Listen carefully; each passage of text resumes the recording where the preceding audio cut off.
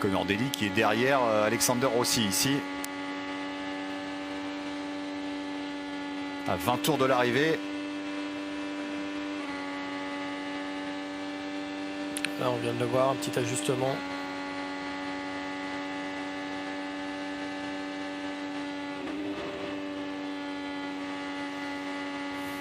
Dixon 26e à un tour.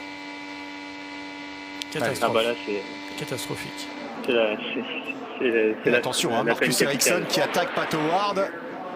Il passe le Suédois sur le Mexicain.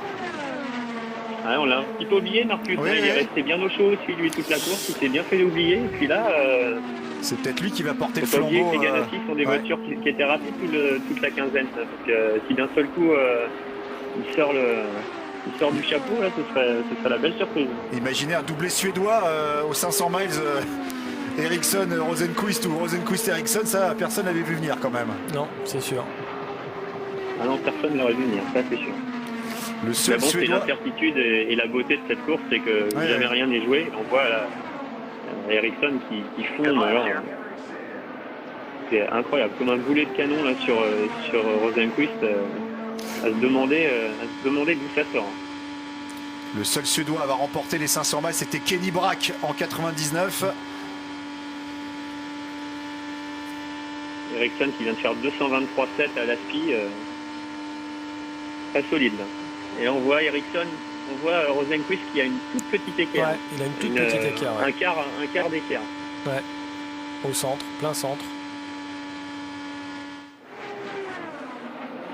Mais là, vu le rythme de Ericsson, Rosenquist il va pas faire long feu là. Et il passe Marcus Ericsson, un Suédois qui laisse la place à un autre Suédois en tête de la course, Marcus Ericsson, l'ancien pilote de Formule 1 également. L'ancien pilote Sauber notamment, et Alfa Romeo. Et là, on entend Mike O'Gara, son stratégiste, qui dit qu'il est bon en essence jusqu'au bout.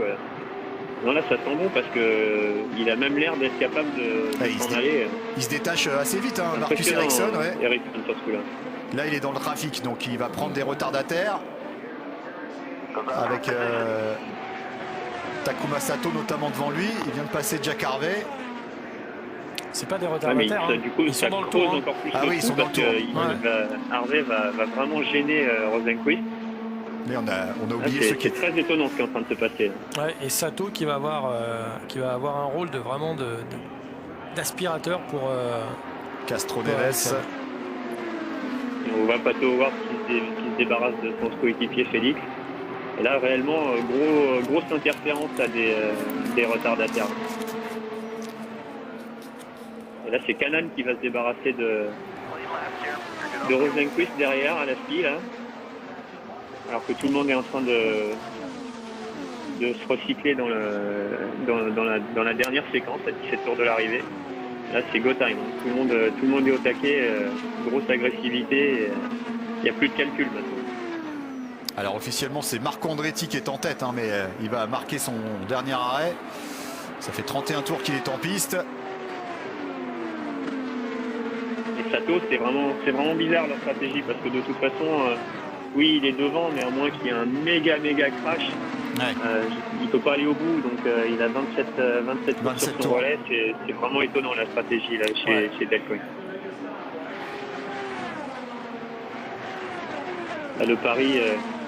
Le pari de mon ancien boss, mauvais là. On a l'impression que les Ganassi, ça y est, dévoilent leur jeu. C'est vraiment décevant pour Dixon. Ah bah c'est le crève-cœur pour Scott qui est passé tellement près, tellement de fois d'une deuxième victoire à Indy. Et là, il semblait vraiment être en contrôle et être capable de gérer ça jusqu'au bout. Et c'est toujours quand tu crois que tu es en contrôle que c'est plus difficile. Et on voit vraiment la facilité avec laquelle Ericsson s'est débarrassé des retardataires et à quel point c'est difficile pour Pato et Félix de faire la même chose. Je pense réellement qu'une hyper favori là, à ce moment de la course, c'est très clairement Ericsson. Ouais. Il va bientôt rester 10 tours. Je ça a compliqué pour tout le monde derrière. Vous avez vu Kanan qui a été bloqué par Sato. Ouah, deuxième fois bloqué par Sato. Grosse explication entre les deux quadras, largement quadras d'ailleurs, Kanan et Sato. 45 et 47 ans. Alors que c'est Andretti qui est en tête de la course, mais il faut qu'il rentre. Donc, ouais. Et il montre, même chose pour Jimmy Johnson. Il montre le maillot, comme on dit en vélo. vélo, Marco Andretti, mais bon, c'est un tour d'honneur, on va dire. On est à bord de la voiture de Jimmy Johnson. Ouais, pareil, 34 tours hein, depuis son dernier arrêt. Jimmy Johnson, comme Marco Andretti, il va pas tarder à rentrer. C'est barreau d'honneur.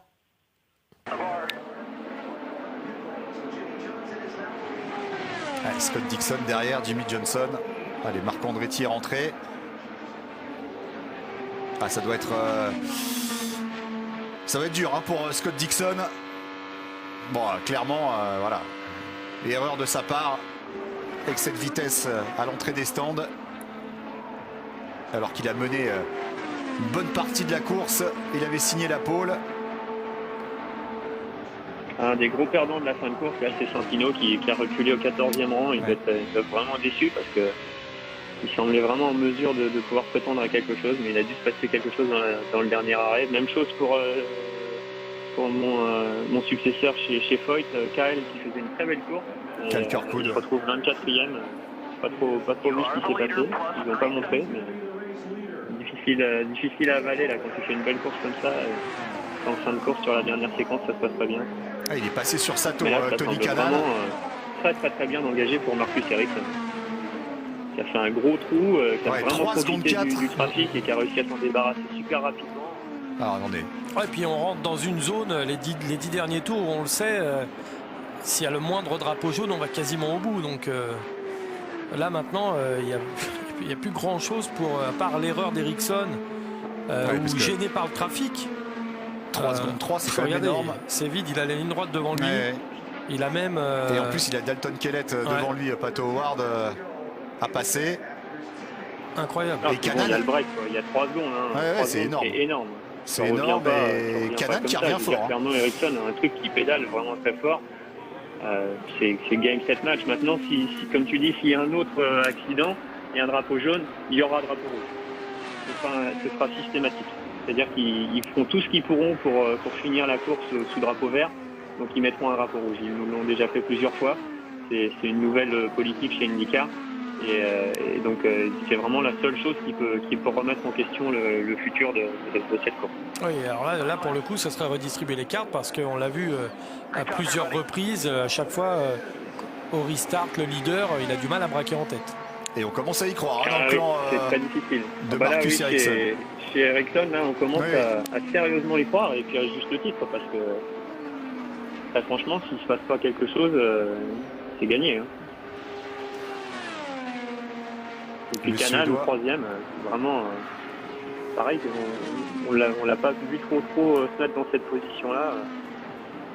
Sato, il va lui manquer 2 tours pour finir 5e, mais là, il va passer un tour en rentrant. C'est vraiment très bizarre cette fin de course.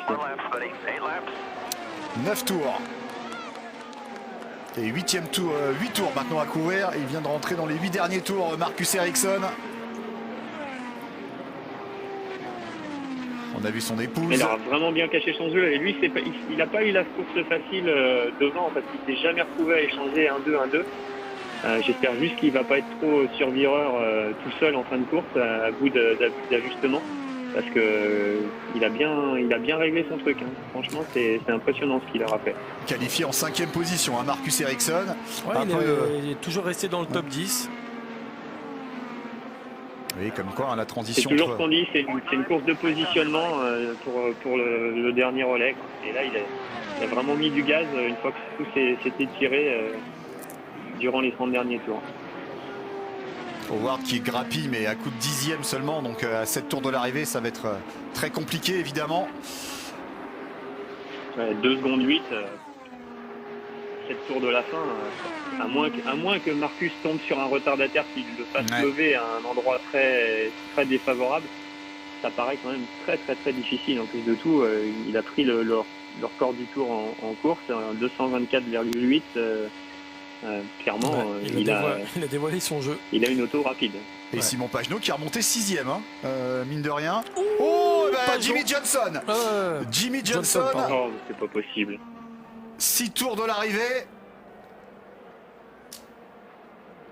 Et puis il a tapé de face. Hein. Le crackbox, Oui, il est démoli. Ouais. J'espère qu'il s'est pas fait mal parce que ça a tapé très fort. Mais là, c'est certain, ça va être drapeau rouge.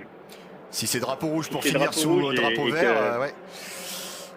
Et qu'ils lui font le coup et que c'est chez Ganassi où ça se fait perdre la victoire, une victoire qui était assurée. Là, ce serait la grosse désillusion. Non, il bouge Jimmy Johnson dans la voiture, il s'entretient avec les Palou 8e. Hein. Palou 8e, Simon 6e.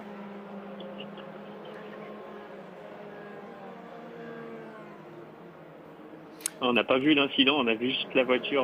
Non, Et il a pris une Non, grosse ça va, virgule, ça va. il a surcorrigé et il a pris. On va revoir maintenant, De voilà, face. on est sûr que ça va bien pour Jimmy Johnson. On va revoir ce qui s'est passé pour le septuple champion NASCAR. Derrière de Francesco, vraisemblablement. Ah, il coupe à l'intérieur. Beaucoup trop bas. Beaucoup trop bas. Oh, le bruit. Ouais, on a vu, il a mis la roue il a pris, limite il dans a l'herbe. pris le début de Ouais. l'apron de face, la roue complètement dessus, et là malheureusement ça pardonne pas. Avec le vent dans le dos, de faire ça, c'est ouais, là c'est sentence immédiate. Bon, alors on nous annonce toujours pas de drapeau rouge. On va voir. Là, il reste 4 tours, là s'ils veulent mettre un drapeau rouge, c'est maintenant ou jamais. Hein. Parce que là, s'ils le mettent pas là, ça finit sous drapeau jaune. Et très franchement, ce serait mérité pour Ericsson, mais s'ils mettent un drapeau rouge, ce serait. Et on est nerveux chez. Tout est remis en question. Quoi. Ben, évidemment, il se pose la question. Eh oui, drapeau rouge. Drapeau rouge. Et voilà. Bah là. Drapeau Il faut tout rouge, eh oui, refaire. Sébastien, votre expérience, vous le savez, depuis quelque temps, ils veulent finir sous drapeau vert, donc la course va être interrompue. Donc on va repartir pour un Pour petit shootout de 3 5 tours. tours. 5 tours. Là, on est tour 196.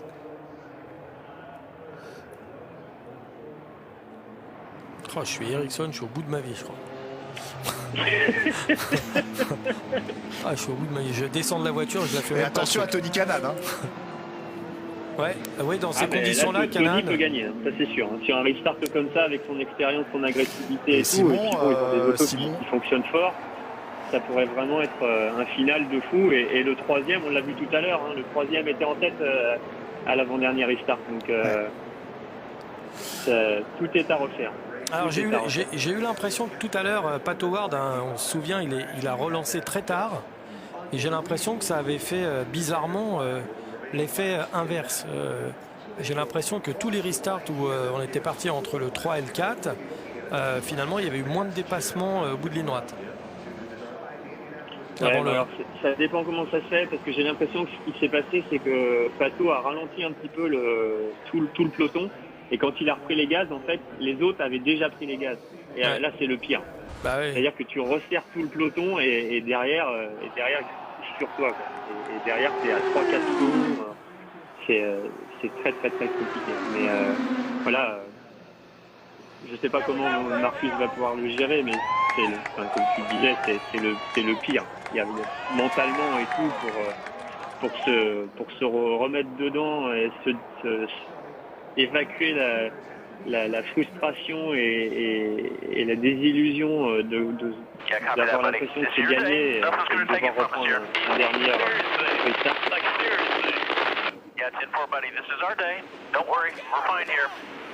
Et à la radio, on encourage Marcus Ericsson. Hein. C'est ton jour, t'inquiète. This is our day. Hey, c'est l'aspect psychologique. Hein. Laissez le pilote. Il essaye de de se réconforter autant que le pilote, Mike O'Gara, mais c'est vrai que là on voit c'est pas une bonne les nouvelle. mécaniciens Non, ont hésité un petit peu à aller à la voiture, mettre la batterie et tout, et tu vois à quel point ils sont frustrés. Et jamais ils s'énervent comme ça, Mike. Je ne l'ai jamais vu monter la voix ou quoi que ce soit, et là tu vois, ils sont tous à bout de nerfs, quoi. On est d'accord qu'on va repartir avec les mêmes pneus et la même essence. Ah oui, non, là On touche à rien. c'est hyper dur. C'est-à-dire que là, tu as des pneus qui ont déjà maintenant 15 tours pour Marcus, 14 pour Marcus, 15 pour Pato, 17 pour Canan. Donc mi-relais, enfin Pardon, non, là je dis n'importe quoi, j'étais sur la mauvaise colonne. La Spit, non, ils avaient 6 tours pour quasiment tout le monde devant. Ça n'a pas bien de sens. Non, je pense que c'est un peu plus. Non, il y a un bug. La Spit Stop, il marche pas. Ils ont dû traverser les stands. Ouais, c'est mais pour là, ça. comme ils sont passés au stand, on Voilà, ne on est à sait plus zéro. les arrêts, mais bon, malgré tout, tu vois le pick-up qu'il y a sur les pneus, donc toutes les petites billes de gomme ont été absorbées. Donc ça veut dire, malheureusement, pas beaucoup de grip, ça veut dire vibration énorme, et effectivement, c'est pas comme la S1, tu peux pas changer quoi que ce soit sur la voiture, et surtout pas les pneus. Donc là, le restart de la mort, là c'est... parce que tu peux nettoyer les arrières, tu peux nettoyer l'avant droite, mais l'avant gauche c'est impossible, il y a quasiment pas de poids dessus. Donc ça va être la voiture, ça va être une balle de golf au restart. Allez messieurs, je vous interromps juste, on a la réaction en français de Romain Grosjean après son crash de tout à l'heure. Il termine 31e officiellement. Il est au micro d'Antoine Huguet qui est à Indianapolis. Je sais pas ce qui s'est passé honnêtement. On va comprendre les datas parce que ça faisait une vingtaine de tours que j'étais dans la même voiture et toujours à faire la même chose. La voiture se comportait plutôt bien, ce que j'avais dit à la radio, la voiture est de mieux en mieux et elle est partie d'un coup sans me donner la moindre indication. Donc on va essayer de comprendre ce qui s'est passé. Je pense que ça fait partie de l'apprentissage sur Oval, mais c'est sûr qu'on n'a pas une journée facile. Les pit-stops n'étaient pas bons. Au restart, je ne sais pas ce qui s'est passé sur la map de restart. À chaque fois, je perdais beaucoup de positions alors que les restarts étaient bons. Donc on va essayer d'analyser tout ça. Mais ouais, c'est pas comme ça qu'on va le finir. Il y a quand même beaucoup d'enseignements positifs parce que vous avez testé plusieurs modes durant la course, vous avez fait un bon départ. Non, le départ était correct, la voiture était pas mal, on arrivait bien à sauver de l'essence. Après, je sais pas ce qui s'est passé là, et on a eu 2-3 moments où la voiture était un peu bizarre, donc on va essayer d'analyser tout ça. Mais bon, c'est pas comme ça que je voulais finir. Cette aventure, ça reste quand même une découverte. Oui, bah là tout de suite il y a de l'amertume parce que c'est pas comme ça. Voilà, je voulais terminer la course, je voulais essayer d'être meilleur rookie, je faisais le travail. Maintenant, à la prochaine. Je pense, oui. Eh oui, Romain, à la prochaine, ça sera dès l'an prochain très certainement, et on sera là. Alors,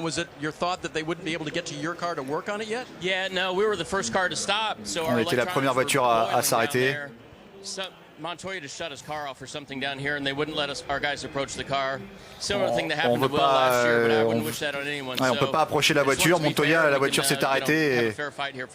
on voudrait que ça soit une partie égale, une bataille à armes égales pour la fin. Ouais, je préférais que ça soit drapeau vert tout au bout, jusqu'au bout, mais bon, c'est comme ça. On a la vitesse. Et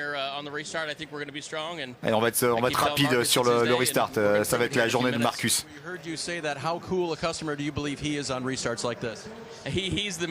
Ouais, il a le sang-froid. Il est concentré à 100%. Il s'est entraîné à ça toute sa vie. Donc, évidemment, beaucoup de confiance dans le camp de Marcus Ericsson. On est dans le stand de Pato O'Ward. Ouais, il s'attendait pas à autant de rythme de la part de Marcus Ericsson, mais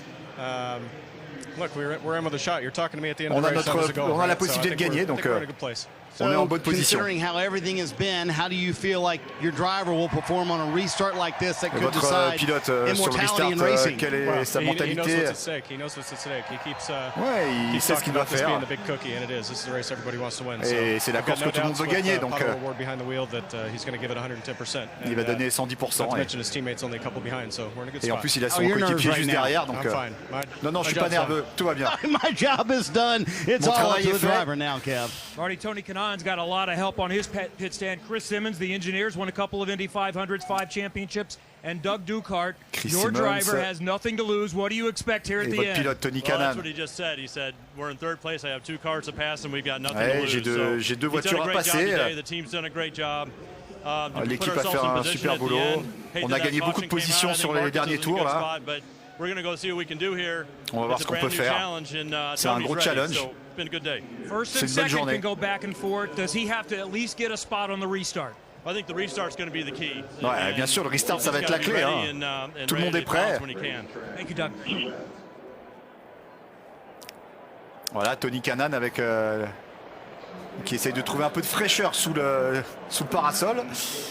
Oui, et puis comme l'a dit l'ingénieur de Pat Howard, finalement, maintenant le travail de tout le monde a été fait. Ouais. C'est-à-dire qu'on ne va pas toucher aux voitures. Vous voyez, on n'approche même pas les voitures. On leur a mis juste le ventilateur et le parapluie pour ceux qui le souhaitaient, pour le confort. Mais ça s'arrête là. Ça veut dire qu'il va falloir repartir. Il n'y a plus de stratégie. C'est taqué, il reste 2 tours.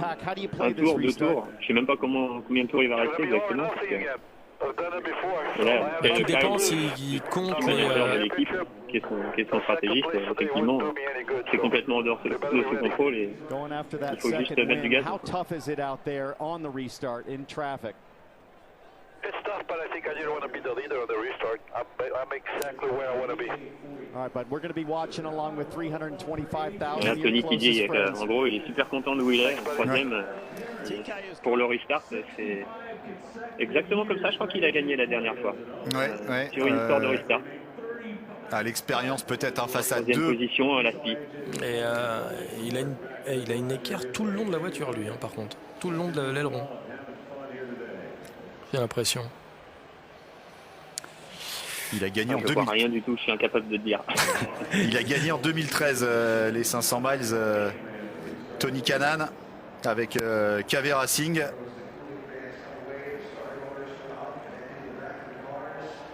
Vainqueur du championnat. Quel scénario incroyable. Encore une fois, les 500 miles, il y a vraiment... ça avait fini comme ça déjà en 2014, je crois, quand j'avais fait 5e, mon meilleur finish, je crois, à Indy. Avec Hunter et en 2014. Alors là, on est avec le plan de Félix Rosenqvist. On veut gagner la course, évidemment, mais il faut qu'on soit intelligent. On veut faire 1-2 avec Pat Howard chez McLaren, donc on va voir. Vous l'avez dit à Félix de garder un peu la tête froide aussi. Ouais,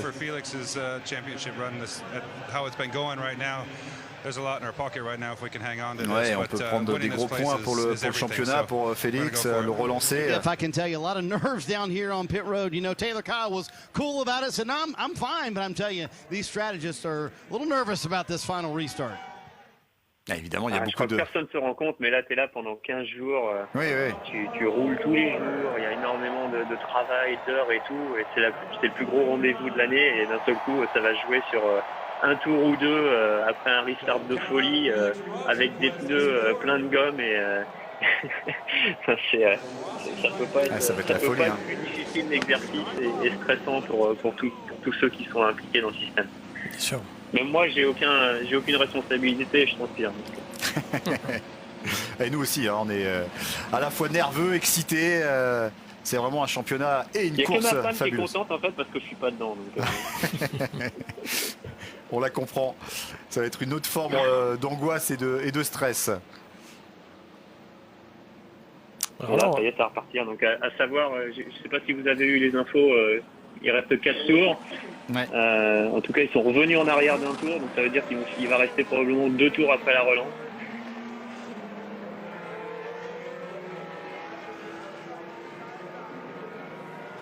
Et là, gros travail de nettoyage de pneus. Hein. Je sais pas qui c'est qui va faire le meilleur boulot, mais il faut vraiment réussir à nettoyer ses gommes et à faire en sorte d'avoir un restart propre et optimal. Alors que Carpenter a calé.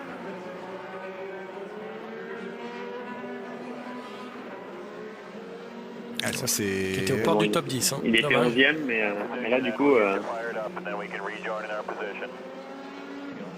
ils vont le refaire s'ils arrivent à le refaire repartir, il pourra reprendre sa position, mais il faut qu'il arrive à repartir avant que le leader passe la ligne de départ.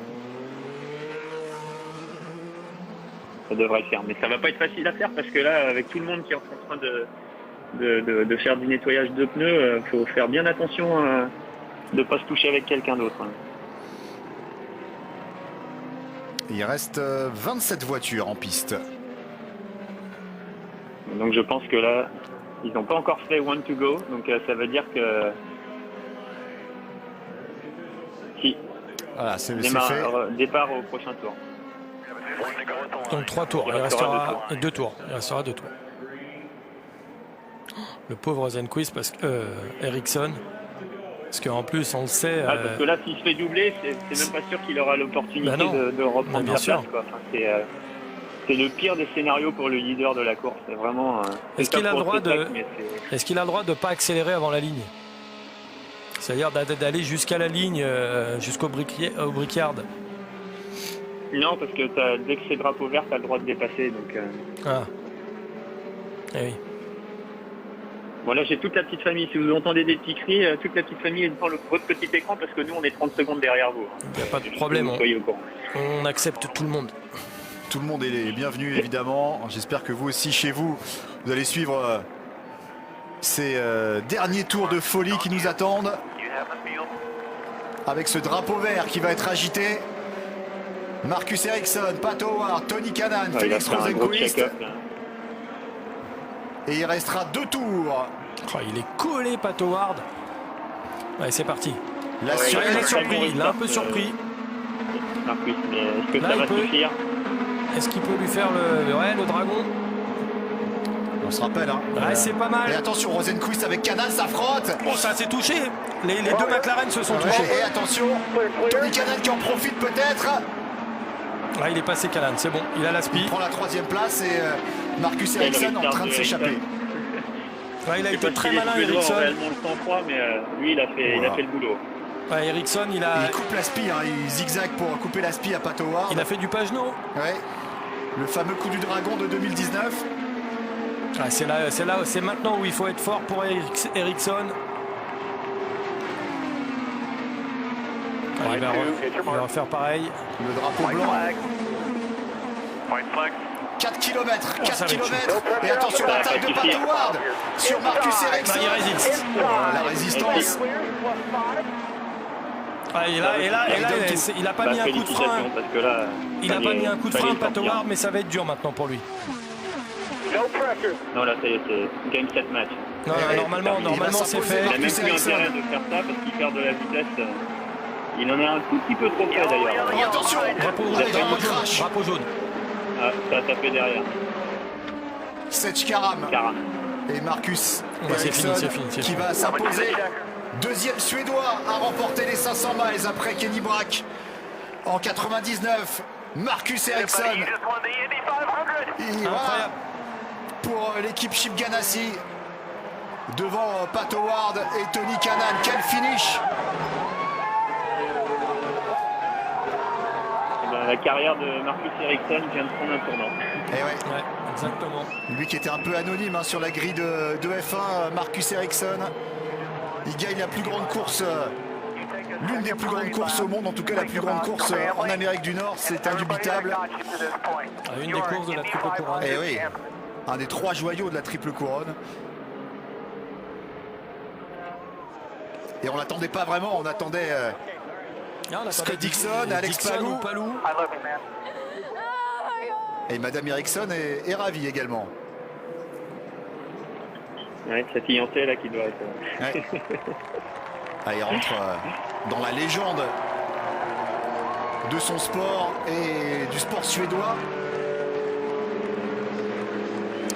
Simon Pagenaud qui finit 8e au final de cette course. Ouais, Rossi 5. Rosenqvist, on va revoir le restart de Rosenqvist, mais Rosenqvist il a touché son équipier.